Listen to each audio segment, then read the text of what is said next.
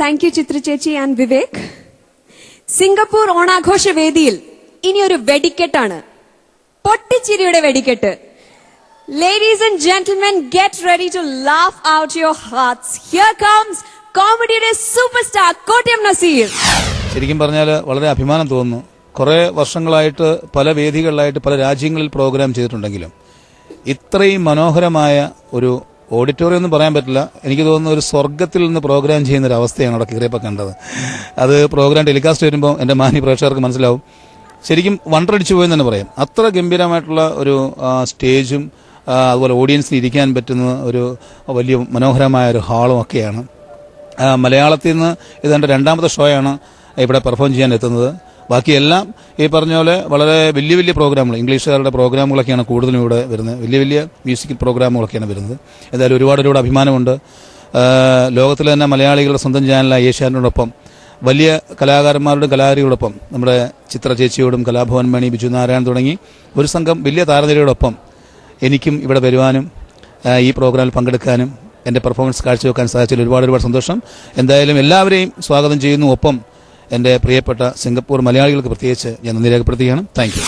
സത്യം ഒരു കാര്യം തുറന്നു പറയാതിരിക്കാൻ പറ്റില്ല. കലാഭവൻ മണി ആദ്യം കയറി ഒരു വേദിയിൽ കയറി പിന്നീട് കോമഡി കാണിക്കാന്ന് പറഞ്ഞാൽ വലിയ ബുദ്ധിമുട്ടുള്ള കാര്യമാണ്. കരിമ്പിൻ കാട്ടി ആന കയറിയ അവസ്ഥയാണ് അയാൾ സ്റ്റേജിൽ കയറിയാലും. എന്നാലും ഒരു പിടിച്ച് നോക്കാം. റെഡിയാണല്ലോ? നല്ല കൈഡിയും ചിരിയൊക്കെ തരണം. അതാണ് എൻ്റെ ജീവൻ ടോൺ എന്ന് പറയുന്നത്. ഓക്കെ, ഞങ്ങൾ സ്ഥിരമായിട്ട് മിമിക്രിക്കാർ താരങ്ങളെയാണ് അനുകരിക്കുന്നത്. പിന്നെ കുറച്ചു കാലം കഴിഞ്ഞപ്പോഴത്തേക്ക് രാഷ്ട്രീയക്കാരിലേക്ക് മാറി. അവരാണ് നമുക്ക് ഒരുപാട് വിഷയങ്ങൾ തരുന്നത്. ഇപ്പം ഞങ്ങളുടെ പേടി രാഷ്ട്രീയക്കാർ മിമിക്രിയിലേക്ക് വരുമോന്നാണ്. ഇനി അതും കൂടി അവർ ചെയ്യാനുള്ളൂ, ബാക്കിയെല്ലാം ചെയ്ത് കഴിഞ്ഞു.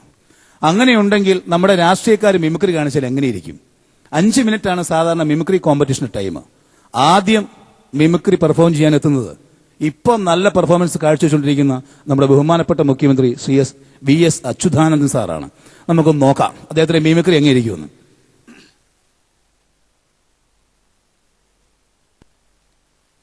വളരെ വികൃതവും ശക്തവുമായ രീതിയിൽ പറയുകയാണെങ്കിൽ ഈ മിമിക്രിയുടെ ടൈം എന്നെ പോലെയുള്ളവർ പെർഫോം ചെയ്യുമ്പോൾ 5 മിനിറ്റ് എന്നുള്ളത് മാറ്റി 9 മിനിറ്റെങ്കിലും വേണം.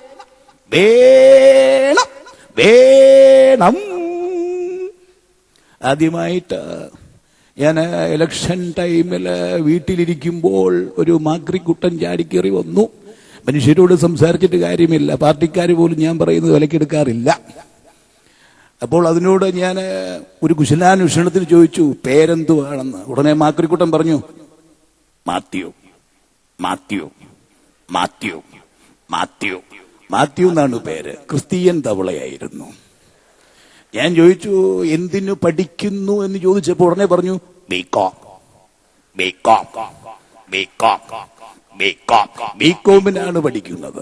ഈ ബികോമിന് പഠിച്ചിട്ട് ഇനി എന്ത് പഠിക്കാനാണ് ആഗ്രഹം എന്ന് ചോദിച്ചപ്പോൾ ഉടനെ മറുപടി വന്നു എംകോം എംകോം എംകോം. അതേപോലെ തന്നെ ഇലക്ഷൻ പ്രചരണവുമായിട്ട് മാരാരിക്കുളത്തൂടെ നടക്കുമ്പോൾ ഞാനൊരു വീട്ടിൽ കയറി ചെന്നു വോട്ട് ചോദിക്കാൻ. നിങ്ങൾക്കറിയാം ഇപ്പൊ വീട്ടിലെ കുട്ടികൾ മാത്രമല്ല പട്ടികളും കൂടെ ഇംഗ്ലീഷ് പഠിക്കേണ്ട ഒരു അവസ്ഥയാണ്. അങ്ങനെ പറഞ്ഞാലേ അതുങ്ങൾക്ക് മനസ്സിലാവുകയുള്ളൂ. എന്നെ കണ്ട മാത്രയിൽ ആ നായ്ക്കുട്ടി ഇംഗ്ലീഷിലൊരു ചോദ്യം WHO ഹു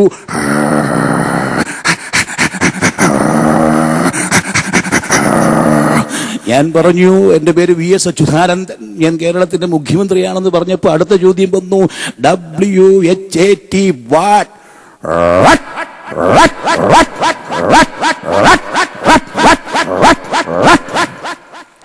ഞാൻ പറഞ്ഞു ഇലക്ഷന് വോട്ട് ചോദിക്കാൻ വന്നതാണെന്ന്. അത് ഇഷ്ടപ്പെട്ടില്ല. ഏതോ കോൺഗ്രസുകാരന്റെ വീട്ടിലെ നായായിരുന്നു. ഉടനെ എന്നോട് പറഞ്ഞു ജിയോ ഗോ പൊയ്ക്കോളാൻ.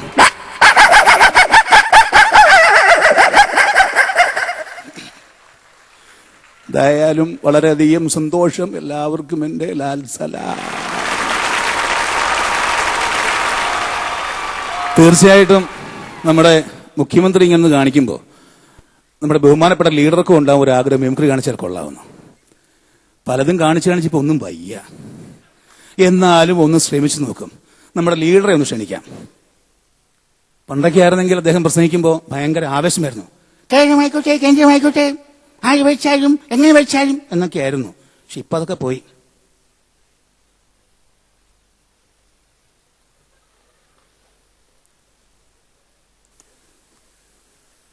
കേരളത്തെ സംബന്ധിച്ച് പറഞ്ഞാൽ ഇവിടെ അച്യുതാനന്ദൻ മിമിക്രിയാണെന്ന് പറഞ്ഞ് എന്തോ കാണിച്ചു. ഇതാണ് മിമിക്രി. പണ്ടായിരുന്നെങ്കിൽ മിമിക്രിയും മോനാച്ചും കുച്ചിപ്പൊടിയും എല്ലാം ഞാൻ ഒറ്റയ്ക്ക് ചെയ്തുകൊണ്ടിരുന്നില്ല. പക്ഷെ ഇപ്പൊ പ്രായമായി ഞാൻ മിമിക്രി കാണിച്ചാലും ഇപ്പൊ അത് കോക്കറിയായിട്ടേ തോന്നിയുള്ളൂ. എന്നാലും ഒരു കല്ലിൽ പൂച്ചയുടെ ശബ്ദം, ആ പൂച്ചക്കുഞ്ഞുങ്ങൾ ദേഷ്യപ്പെടുമ്പോൾ അതിന്റെ ഭാവം മാറി നോക്കാം. പൂച്ച കഴിഞ്ഞു പോകാൻ കണ്ടില്ലേ? പൂച്ച പോലെ എന്നെ വകവെക്കുന്നില്ല, പിന്നെ എങ്ങനെ പാർട്ടിക്കാരെ വകവെക്കും? ഇനി ഒരു കോഴി കൊക്കിനിങ്ങനെ നോക്കാം. പണ്ട് ഇതിൽ ഉച്ചത്തിൽ കൂടിക്കൊണ്ടിരുന്നില്ല, ഇപ്പൊ ഒന്നും ഏക്കുന്നില്ല. മകന്റെ കാര്യത്തിലൊരു തീരുമാനം ഉണ്ടാക്കണം. അവനെ ഒരു കരക്കെത്തിക്കാൻ നോക്കുമ്പോൾ അവൻ എന്നെ ഒരു കരക്കെത്തിക്കുന്ന മട്ടാ കാണുന്നത്. എന്തായാലും എല്ലാവർക്കും എന്റെ ഓണാശംസകൾ. ഗുരുവായൂരപ്പാ. തീർച്ചയായിട്ടും നമ്മുടെ AK ആനന്ദ് സാറിന് ഉണ്ടാവും ഒരാഗ്രഹം. പ്രതിരോധ വകുപ്പ് മന്ത്രിയാണ്. അപ്പൊ തീർച്ചയായിട്ടും അതുമായി ബന്ധപ്പെട്ടൊരു മിമിക്രി നമുക്ക് അദ്ദേഹത്തിന് പ്രതീക്ഷിക്കാം. പ്രിയപ്പെട്ടവരെ, വളരെ മൃഗീയവും പൈശാചികമായിട്ടൊരു കാര്യമാണ് പറയാൻ പോകുന്നത്. അതായത് കേരളത്തിൽ യാതൊരു രക്ഷയില്ലെന്ന് പ്രകടിച്ച് പ്രതിരോധ വകുപ്പ് മന്ത്രിയായിട്ട് കേന്ദ്രത്തിലേക്ക് പോയത് ഒരു രീതിയിലൂടെ ഭരിച്ചുകൊണ്ടിരിക്കുകയാണ്. അപ്പോഴാണ് ഉമ്മാര് ആ താജ് ഹോട്ടലിൽ കൊണ്ട് ചില പ്രശ്നം ഉണ്ടാക്കിയത്. ഒരു രീതിയിൽ ജീവിക്കാൻ സമ്മതിക്കുക എന്ന് പറഞ്ഞാൽ എങ്ങോട്ട് പോകുമെന്ന് ആലോചിച്ചുകൊണ്ടിരിക്കുക. ഈ മിമിക്രി കോമ്പറ്റീഷൻ ടൈം 5 മിനിറ്റാണ്. 3 മിനിറ്റിനുള്ളിൽ ആരെങ്കിലും ബഹളം വെച്ച് അപ്പം ഞാൻ രാജിവെച്ച് പുറത്തു പോകും. പറഞ്ഞില്ല എന്ന് വേണ്ട. ആദ്യമായിട്ട് വളരെ മൃഗീയവും പൈശാചികവുമായ ഒരു ഹെലികോപ്റ്ററിന്റെ ശബ്ദം എങ്ങനെയാണ് നമുക്ക് നോക്കാം.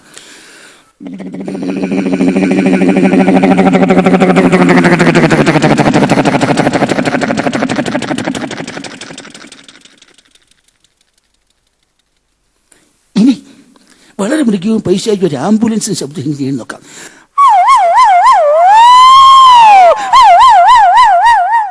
ഇനി AK-47 കൊണ്ട് കണ്ണ് വരച്ച് ചാരവിടാൻ വെടിവെച്ചാൽ ഇനി ഇരിക്കും നോക്കാം.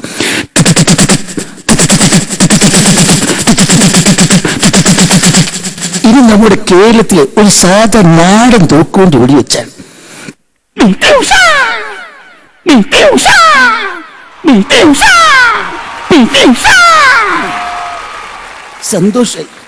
സന്തോഷം കൊണ്ട് കണ്ണ് നിറയാണ്. ആദ്യമായിട്ടാണ് 5 മിനിറ്റ് തയ്ക്കാൻ ഒരു അവസരം കിട്ടുന്നത്. ഒരിക്കലും ഇതെല്ലാം കാണുമ്പോൾ നമ്മുടെ മുൻ മുഖ്യമന്ത്രി ഇപ്പോഴത്തെ പ്രതിപക്ഷ നേതാവുമായ ശ്രീ ഉമ്മൻചാണ്ടി സാറിന് ഒരു ആഗ്രഹം ഉണ്ടാവും, ഒരു മിമിക്രി കളിച്ചാൽ കൊള്ളാവുന്നു. നമുക്ക് അദ്ദേഹത്തിന് മിമിക്രി കാണാം. എന്നെ സംബന്ധിച്ച് പറയുകയാണെങ്കിൽ അതായത് ഇവിടെ മുഖ്യമന്ത്രി പറയുകയുണ്ടായി അദ്ദേഹത്തിന് 50 മിനിറ്റോളം മിമിക്രി പെർഫോം ചെയ്യാൻ ടൈം വേണം. എന്നെ സംബന്ധിച്ചിടത്തോളം വെറും 5 സെക്കൻഡ് മതി. വേഗം ബഹുദൂരത്തിലായിരിക്കും എന്റെ പെർഫോമൻസ്. ഇലക്ഷൻ പ്രചാരണവുമായിട്ട് ഞാൻ പുതുപ്പള്ളിയിൽ വോട്ട് ചോദിച്ചു നടക്കുന്ന സമയത്ത് ഒരാട്ടിൻകുട്ടിയെ കണ്ടു. എന്തായാലും അതിനോടും ചോദിച്ചേക്കാം, അത് പഞ്ചായത്തിലുള്ളതാണല്ലോ. അപ്പൊ ഞാൻ ചോദിച്ചേക്കാന്ന് കരുതി ഒന്ന് പരിചയപ്പെടാൻ ഞാൻ ആട്ടിൻകുട്ടി വിളിച്ചു. എന്താണ് ആട്ടിൻകുട്ടി നിന്റെ പേരെന്ന് ചോദിച്ചപ്പോ അത് പറഞ്ഞു ഷീല ഷീല ഷീല ഷീല എന്നാണ് പേര്. പെണ്ണാടായിരുന്നു. ഞാൻ ചോദിച്ചു എന്തിന് പഠിക്കുന്നു ചോദിച്ചപ്പോ അത് പറഞ്ഞു MA-ക്കാണ് പഠിക്കുന്നത്. MA-ക്ക് പഠിച്ചിട്ട് ഇനി എന്ത് പഠിക്കാനാണ് ആഗ്രഹം എന്ന് ചോദിച്ചപ്പോ അത് പറഞ്ഞു MLA. പിന്നെ ഒറ്റ നിമിഷം ഒന്നുമില്ല, അപ്പൊ തന്നെ അതിനെ കറിവെച്ച് ഞാൻ തന്നു. പുതുപ്പള്ളി ഞാൻ അത് ഒറ്റ ഒരുത്തിന് MLA ആക്കാൻ സമ്മതിക്കുകയല്ല. അത് ആളായാലും കൊള്ളാം, ആടായാലും കൊള്ളാം. Thank you.